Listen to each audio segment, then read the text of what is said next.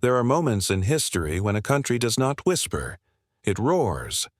Not through war, not through despair, but through action so bold that the entire world pauses to listen. Today, that voice comes from a land many once dismissed: Burkina Faso. For decades, Burkina Faso was viewed only through a narrow lens: instability, droughts, displacement, and military coups. A small, landlocked nation, ignored on the global stage, remembered only when tragedy struck. Its resources were dug out, shipped away, and turned into fortunes for others, while its people remained trapped in poverty. In foreign capitals, decisions were made about its future. On the maps of global power, Burkina Faso was marked as dependent, but history has a way of surprising those who underestimate.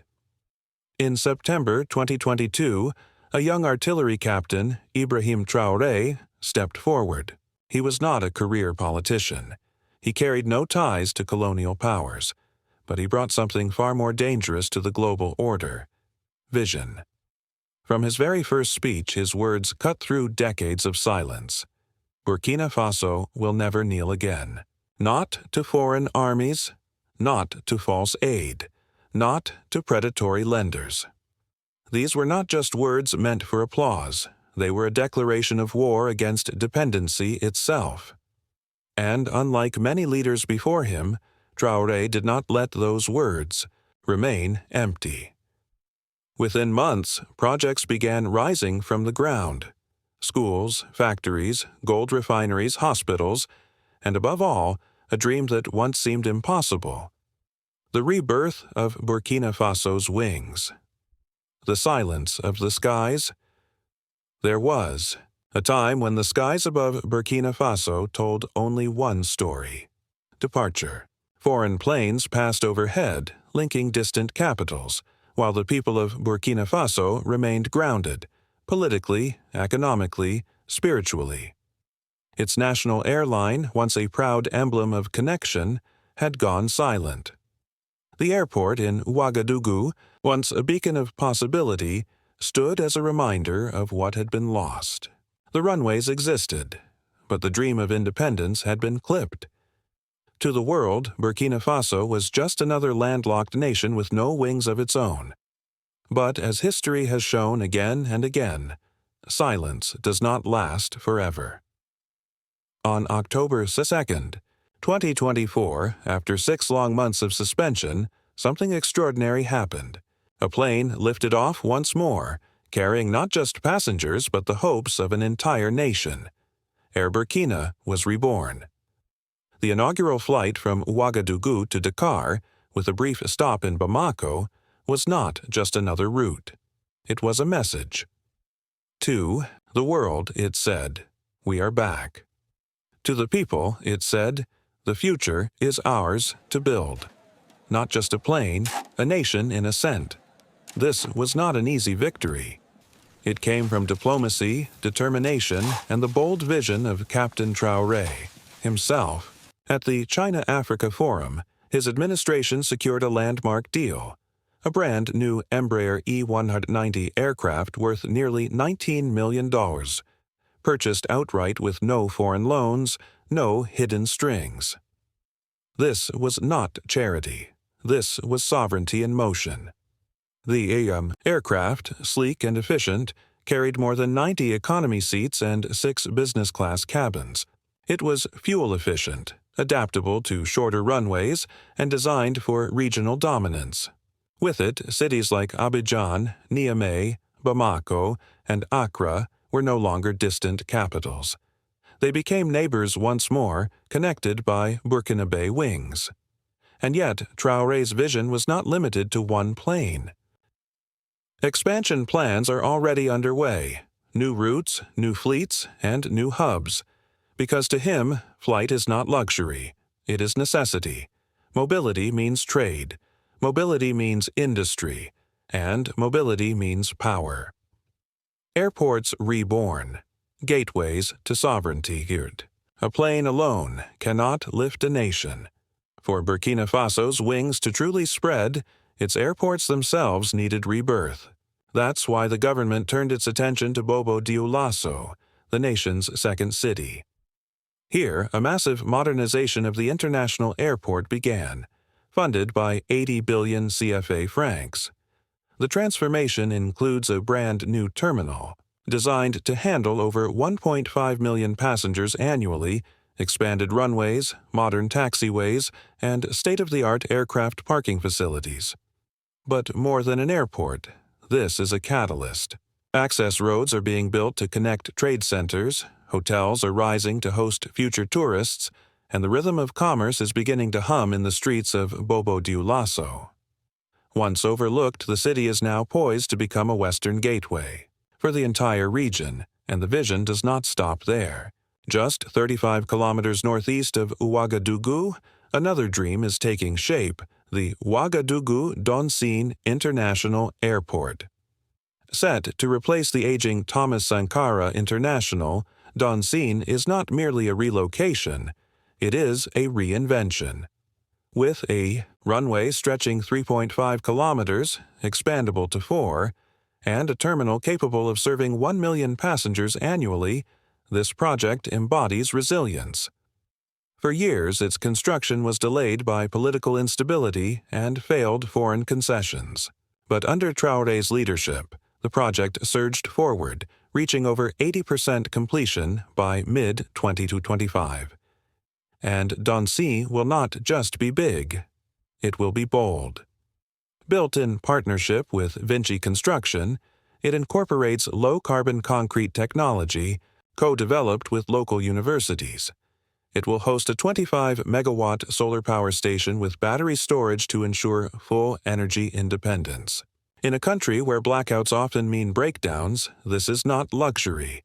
It is survival. Runways as symbols Air Burkina's rebirth, Bobo-Dioulaso's revival, Ouagadougou-Donsine's rise. Together, these are not isolated projects. They are chapters in the same national story, the story of reclaiming the skies. Each runway laid is more than asphalt, it is sovereignty. Each terminal built is more than concrete, it is dignity. Each flight that lifts is more than transport. It is proof that Burkina Faso refuses to wait for others to lift it, and the ripple effects are already visible. Thousands of jobs are being created, from construction workers pouring concrete to hospitality staff preparing for tourists. Young students are enrolling in aviation schools, inspired to become pilots and engineers. Trade routes, once blocked by insecurity, are opening with renewed certainty. Tourism, long dormant, is stirring, awake. Politically, these projects echo something deeper. They resurrect the dream of Thomas Sankara, who once declared that dignity is not given, it is built. Flight as freedom. In many parts of the world, a plane is simply transport. In Burkina Faso, a plane is a revolution. For far too long, freedom was grounded, kept waiting in foreign airports, trapped behind dependency. But today, Burkina Faso is reclaiming its sky, not through slogans, not through aid packages, but through runways, solar stations, and the roar of engines that no longer belong to outsiders. The message is clear. Flight is freedom, and in Burkina Faso, freedom is no longer waiting. It is taking off, so let the world take note. This is not just an aviation revolution. It is a sovereignty statement. Loud, clear, and unstoppable.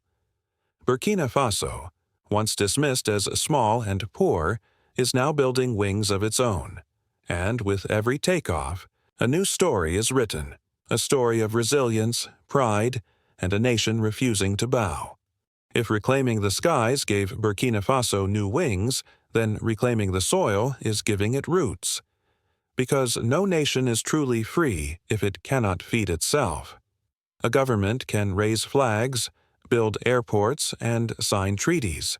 But if its dinner comes from another man's field, its independence is an illusion. For decades, Burkina Faso lived in this paradox. Vast farmlands stretched across its countryside, yet its markets overflowed with imported grain, foreign canned tomatoes, and packaged food stamped with labels from overseas. Farmers worked hard, but their sweat watered other people's profits. This was the reality until early 2024, when Captain Ibrahim Traoré declared a new kind of battle, an agro-pastoral offensive. Unlike traditional offensives, this war was not fought with rifles. Its soldiers were farmers, its weapons were tractors, and its battlefield was the soil. The call to arms, tractors, pumps, and seeds, with an investment of over 78 billion CFA francs, Traoré's government launched a program unprecedented in Burkina Faso's history. Instead of waiting for aid packages or promises from NGOs, the state itself delivered power directly into the hands of its farmers. 400 tractors roared across rural provinces. 339 motorcycles equipped farm agents to reach distant villages. 710 motor pumps ensured irrigation was no longer a dream dependent on rainfall. 714 bicycles were given to community agents to monitor crops and support farmers. Alongside these tools came 10,000 tons of fish feed, 69,000 tons of fertilizer, 18,000 tons of vegetable seed, and 10,000 tons of animal feed. This was not symbolism. It was logistics. Real, tangible strength placed directly in the hands of those who had long been forgotten. Where once smallholders prayed for mercy from the skies, they now received state-backed support. And it was already making a difference. Education, with a plow but tools alone, cannot transform agriculture. Knowledge must walk hand in hand with equipment. That is why, in Bagré, the government launched a groundbreaking institution, the Agro-Civil Pastoral Technology Incubator. Here, students are not confined to classrooms filled with theory. Each is given 2 hectares of land, irrigation systems, and tools. They do not just read about agriculture, they live it. By planting, harvesting, and managing land themselves, they learn the business of farming as well as the science of it. This is not charity, it is succession planning. Each graduate leaves with not only skills, but land and tools to begin their own journey, and the state isn't stopping there. In March 2025, a $200 million training program was launched to target 8,000 youth with advanced skills in agriculture and agribusiness. Already, 20,000 participants are enrolled, each promised land and tools upon graduation. These are not simply farmers of tomorrow. They are the architects of food sovereignty. Factories rising, cashews and tomatoes, yet even the best crops are meaningless if value leaves the country. For decades, Burkina Faso exported raw cashews and tomatoes only to re-import them later in glossy packaging, their price multiplied by foreign industries. That cycle is now breaking. In Bobo Dioulasso, a new cashew processing plant valued at $11 million has begun operations. Designed to employ 20,000 workers initially and eventually up to 50,000, it is one of the largest in the region. No longer will Burkina Faso's cashews be shipped abroad raw. Here they are roasted, packaged, and branded for local and international markets. The value stays at home. The jobs stay at home. The pride stays at home. And just kilometers away, another revolution simmers. A tomato processing factory built, not with foreign loans, but with 7.5 billion CFA francs raised by local investors. From village farmers to diaspora professionals, Burkinabe themselves put their money where their pride is. This factory processes 100 tons of tomatoes daily, producing nearly 800 kilograms of concentrate every hour. In its first 5 years, it is expected to generate 8 billion CFA francs in revenue. Behind every can of tomato paste is a story of restored dignity. A farmer's harvest no longer wasted, a truck driver's cargo no longer spoiled on dirt roads, a trader's stall no longer filled with foreign imports. Women at the forefront. This agricultural revolution is not only about men with tractors, it is about women, the backbone of Burkina Faso's food economy. For too long, women labored, without recognition, working unpaid in fields and households. Today, cooperatives of women are being given access to cashew and tomato value chains, finally earning independence and income. For the first time, many can open bank accounts in their own names, send children to school without depending on remittances, and reinvest profits into small businesses. This is more than economics. It is transformation at the level of the household, the village, and the nation. A nation feeds itself. The statistics are impressive. 400 tractors deployed, 69,000 tons of fertilizer distributed, 20,000 youth enrolled in agri-business training, 20,000 jobs created by cashew processing, 10,000 indirect jobs supported by tomato production. But numbers only tell part of the story. The real victory is in the smallholder who no longer fears hunger during the dry season, the young graduate who sees farming not as failure, but as a profession worth respect, the mother who sells tomatoes processed in her own community rather than imports stamped, made in Europe, and above all, the children who will grow up. In a country that feeds itself, echoes of Sankara for many Burkinabe, this moment feels like history reborn. In the 1980s, Thomas Sankara declared, "A nation that cannot feed itself is not free." For decades, those words remained a dream deferred. But today, under Traore's leadership, those words are becoming reality. The tractors, the seeds, the factories. Each is a continuation of Sankara's dream.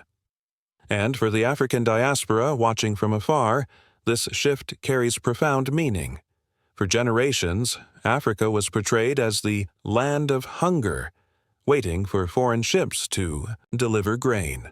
But here is Burkina Faso, small and landlocked, standing up to say, "We will feed ourselves.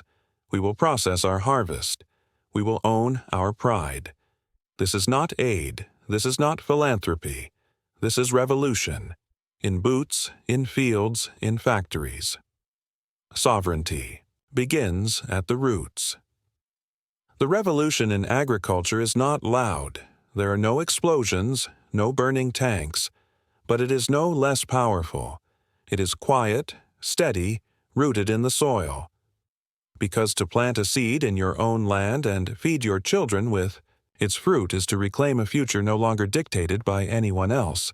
And tonight, across Burkina Faso, seeds are sprouting. Not just in fields, but in minds, in communities, in the collective belief that dignity is homegrown. The world once saw Burkina Faso as dependent, fragile, voiceless. Today, it is teaching that true sovereignty does not begin with guns or borders. It begins in the soil. So, when you see a Burkinabe farmer driving a tractor across red earth, know this. It is not just farming. It is liberation. If the soil gave Burkina Faso its roots, then finance is giving it a spine. Because no matter how strong your fields, no matter how powerful your people, if the veins of money remain in foreign hands, sovereignty is still a dream. For decades, Burkinabe workers deposited their savings into banks owned by outsiders. Profits flowed to foreign capitals. Credit was scarce, loans expensive, and the everyday citizen lived with the humiliation of being told by international institutions, "You are too poor to be trusted with your own money." That is why the creation of the Banque Postale du Burkina Faso, the Burkina Faso Post Bank, marks a quiet revolution every bit as significant as the tractors or the factories. A people's bank, not a predator's bank. This bank was not born from foreign aid or global investors. It rose from the heart of the state, designed to serve Burkinabe workers, pensioners, farmers, and small traders. Its goal is not to funnel profits to Paris or Washington. Its goal is to keep wealth circulating inside Burkina Faso. In its very First months, the Post Bank opened tens of thousands of accounts for workers who had never had access to a financial institution before. Market women who once hid money under mattresses now walk with debit cards. Farmers who once begged for predatory loans now receive fair credit to expand their fields. And for the first time, retirees, the men and women who gave their youth to build the nation, have an institution that respects them. Traore made it clear, retirees will not be forgotten. Their pensions will not be swallowed by bureaucratic delays or corruption. Every franc they are owed will reach them, directly, without humiliation. This is more than banking. It is the rewriting of a social contract. Healthcare. Without chains, but what use is money if sickness robs it? What use is independence if disease still dictates life and death? Burkina Faso has long been at the mercy of foreign pharmaceutical companies and donor-driven health programs. Vaccines arrived when donors allowed. Hospitals received equipment when charities sent it. Entire generations grew up believing that survival itself depended on external mercy. Traore's government is cutting these chains. Across the country, new hospitals and clinics are being built with state funds. Existing facilities are being modernized with solar power, digital record systems, and local staff training. Medicines that were once scarce are now being produced or imported through state-owned distribution networks, ensuring affordability. Ambulances once rusting in depots have been repaired and deployed to rural areas, and most importantly, there is a shift in philosophy. Healthcare is no longer framed as aid to the poor. It is framed as a right of citizens. The war on exploitation. The heart of these reforms lies a broader war, the war against economic exploitation. For decades, Burkina Faso's wealth, gold, cotton, labor, was siphoned abroad. In return, the people were left with debts, hunger, and the scraps of development aid.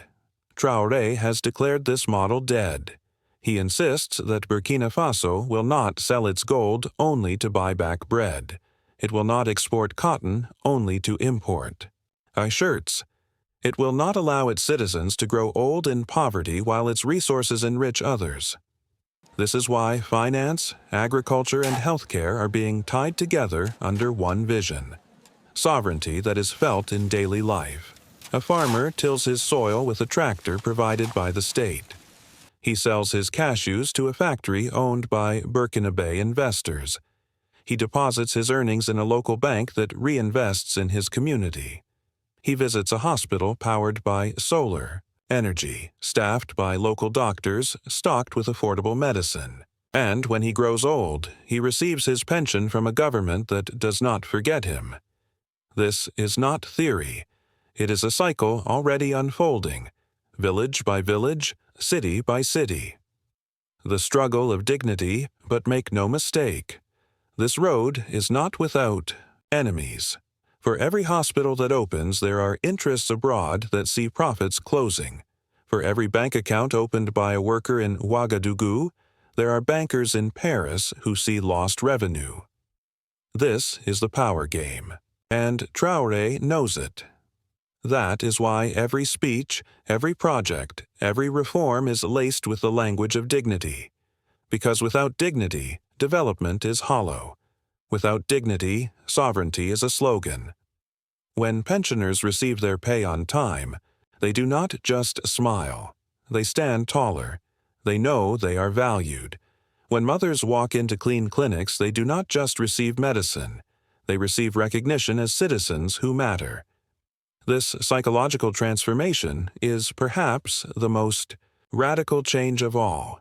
Echoes in the region. Already, Burkina Faso's neighbors are watching closely.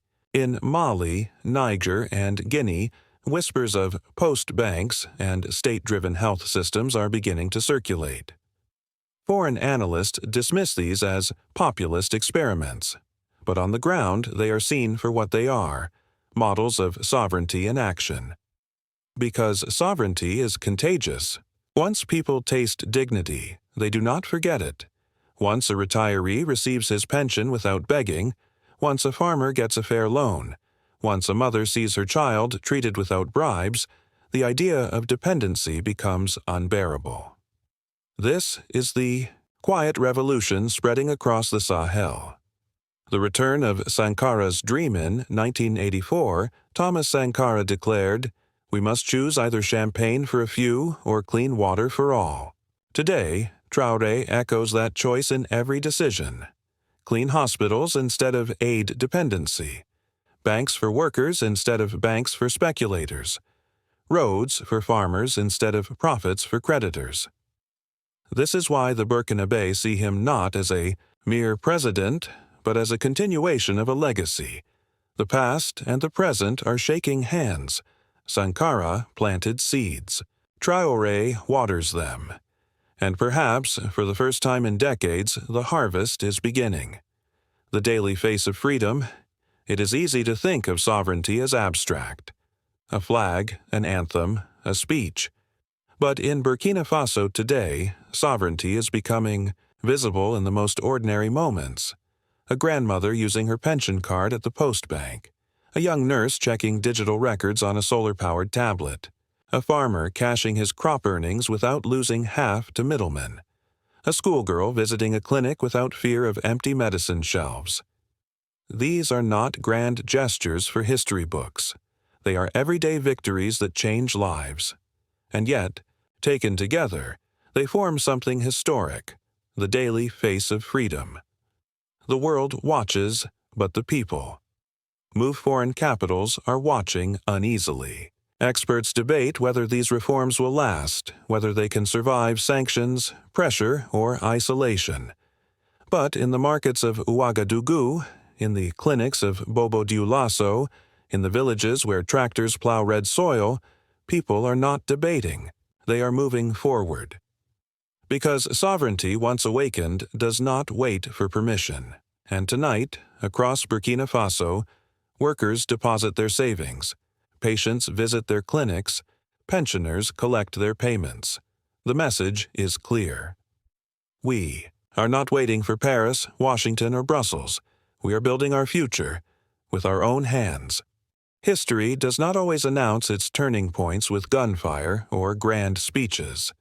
Sometimes it comes quietly, in the hum of electricity, the roar of a crowd in a stadium, or the first light flickering in a village that has known only darkness.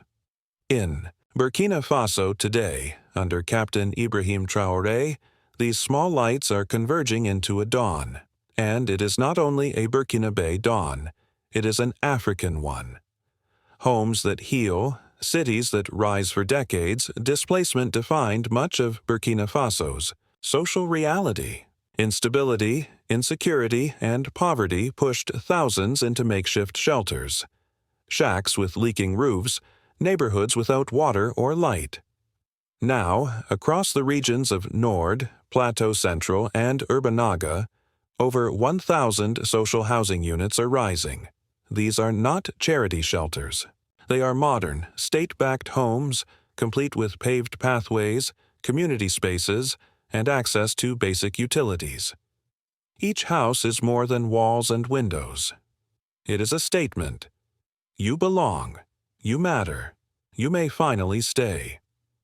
When families move into these homes, they are not simply escaping rain. They are reclaiming stability. Children can study under real lights. Parents can plan futures without fear of eviction. Communities can anchor themselves in places built not for survival, but for dignity. This is infrastructure as healing. Bricks that mend wounds, walls that rebuild trust. Stadiums rebuilt, pride. Rekindled if homes are where people rest, stadiums are where nations rise together. The August 4th Stadium in Ouagadougou, once a monument to revolutionary pride, had fallen into silence. Unsafe stands, crumbling walls, empty seats. Today, it has been reborn. New seating, a fully renovated pitch, international standard lighting. The stadium is alive again. Its 35,000 seats are filled not just with fans, but with pride.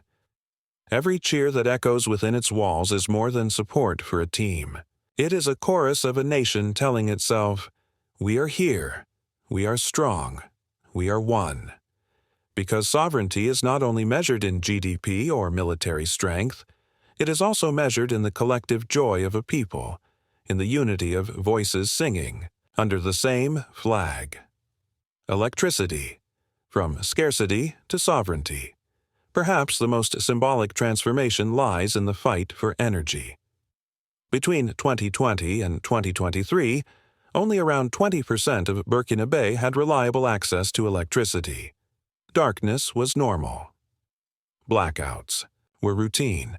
The grid was fragile, often dependent on imports or outdated facilities. But Traoré's government is rewriting this reality. In June 2025, Burkina Faso signed a strategic agreement with Russia's Rosatom to launch a peaceful nuclear energy program. For the first time, nuclear power is not just the privilege of superpowers, but a tool of sovereignty for a small African state. The plan is not reckless. It includes training local engineers, ensuring safety regulations, and establishing domestic oversight institutions. It is not about dependency. It is about mastery. At the same time, Burkina Faso is expanding its solar revolution. The Zagtouli solar plant in Ouagadougou continues to produce 33 megawatts of clean power annually. In 2024, the Zena solar plant added another 26.6 megawatts. Across rural areas, smaller solar grids are being installed, bringing light to villages that had never known electricity. And to protect its fuel security, Burkina Faso has expanded domestic storage capacity by over 100,000 cubic meters while securing the Tema oil terminal in Ghana. The message is clear. We will not beg for power. We will generate it, store it, and own it. Industry. Gold, cement, and cars. Burkina Faso's soil is rich, but for decades its riches built other nations, not its own. That cycle is breaking. In 2024, the government nationalized 2 major gold mines, reclaiming profits once siphoned abroad. The revenue is now funding schools, hospitals, and infrastructure. The nation also inaugurated its 4th gold refinery, capable of processing 150 tons annually, creating jobs and ensuring that raw ore is transformed into refined wealth at home. Alongside, gold, cement has become a pillar of sovereignty. The new Simaso cement plant in Kupela, built at a cost of $43 million, produces 2,000 tons daily. Its use of renewable energy and recycling systems makes it a model of sustainable industry. But perhaps the most symbolic leap is in transportation. In early 2025, Burkina Faso unveiled its first domestically designed and assembled electric vehicle, Itawa. With a range of 330 kilometers per charge and fast charging capability, Itawa is not just a car. It is proof that African nations can move from being consumers to being creators of high technology. This is not about prestige. It is about self-reliance, innovation, and dignity. Youth at the center. If gold, cement, and cars are building the economy, the youth are building the future. Burkina Faso has launched training programs for 20,000 young people in agriculture, industry, and technology. Graduates are not just receiving diplomas. They are receiving land, tools, and credit to start businesses, feed communities, and employ others. Universities are being restructured to align with national needs. Engineers trained to build solar, grids, agronomists trained to maximize yields, doctors trained to serve rural areas, and perhaps most importantly, cultural pride is returning. Through new cinemas, theaters, and festivals, Burkina Faso youth are telling their own stories. They are no longer passive consumers of foreign culture, they are producers of their own narrative. This is what Traoré means when he says, "The future of Africa will not be imported. It will be created here." Sankara's shadow, Traore's light at every turn, the memory of Thomas Sankara looms large. Sankara once declared, "He who feeds you controls you." Today, Burkina Faso is investing billions into tractors, seeds, and processing factories. Sankara once said, "A soldier without political education is a potential criminal." Today, Traore insists that the army is not just for defense, but for development, building roads, clinics, and infrastructure. Sankara once dreamed of a Burkina Faso that would inspire Africa. Today, that dream is not nostalgia. It is visible reality. But Traore does not claim to be Sankara reborn. He claims only to be a son of that vision, carrying it forward in a new century, against new enemies, with new tools. Africa's quiet awakening, the significance of Burkina Faso's transformation extends beyond its borders. Across the continent, people are watching. In Mali, they see tractors rolling across Burkinabe soil and wonder, why not us? In Niger, they see a post bank serving ordinary citizens and ask, why not here? In the diaspora, Africans see Burkina Faso refusing to kneel and whisper, "This is our story too," because sovereignty is contagious. Once people taste dignity, they will not return to dependency.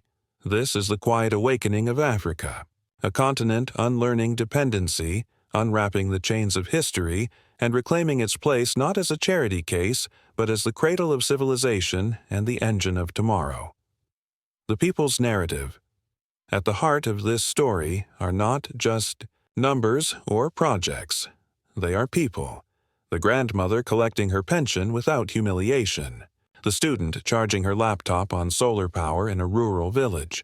The farmer selling tomatoes to a local factory instead of losing them to rot. The nurse preparing medicine in a hospital powered by Burkinabe energy. The young engineer test driving. The nation's first electric car. These are not statistics.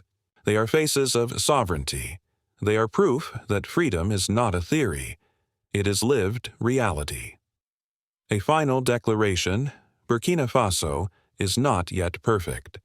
Challenges remain: insecurity in the Sahel, global economic pressure, climate threats. But what makes this moment historic is not perfection. It is direction. For the first time in a generation, Burkina Faso is not drifting, it is steering, and the world cannot look away. Because every runway built, every seed planted, every bank opened, every light switched on is saying loudly and clearly, Africa bows to no one. And tonight, as planes lift from Ouagadougou, as solar grids power, villages, as factories roar with production, one truth becomes undeniable. This is not just Burkina Faso's story. It is Africa's future, written in red soil, fueled by gold, powered by the sun, and carried by a generation unafraid to stand, tall